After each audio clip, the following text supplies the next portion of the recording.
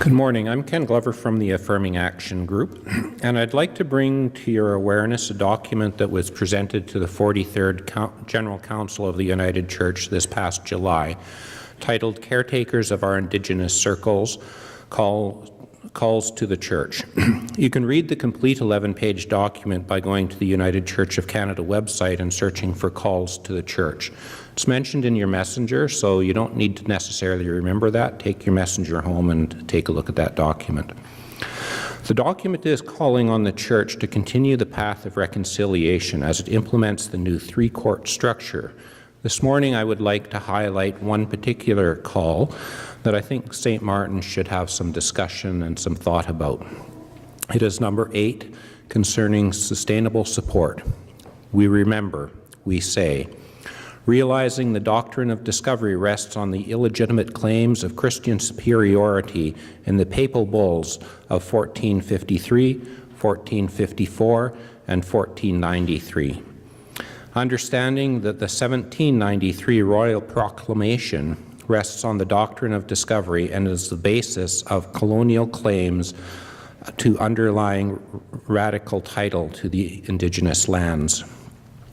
And remembering that the United Church repudiated the doctrine of discovery, and realizing that the sale of United Church properties involves Indigenous claims to the land, and realizing that the UN Declaration is a framework for reconciliation that includes these principles: Indigenous peoples' rights to participate in decision-making, right to land and resources, and right to self-determination. And recognizing that the significant number of Indigenous peoples now dwell in urban communities. We, the Indigenous faith communities of the United Church of Canada, as an expression of the United Church's adoption of the United Nations Declaration on the Rights of Indigenous Peoples, calls for equitable distribution of mission and service funds, keeping in mind the whole Indigenous community across the country.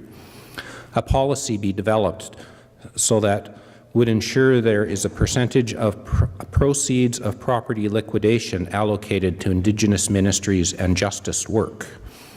Any properties turned over to Indigenous communities be brought up to code before they are transferred.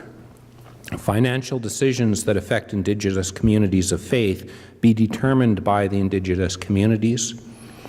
Relational connections between Indigenous and non-Indigenous communities of faith and regions be encouraged to continue.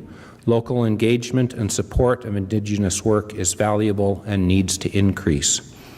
And adequate resources, financial support, staff, space, etc., be included to address the needs of urban Indigenous ministries. St. Martin's has recently sold property, and much of the money has not already been allocated. Should we designate some of that money to be held pending the development of policies as outlined above? What are some of the other ways we might help to provide adequate resources to address the needs of urban Indigenous ministries? Thank you.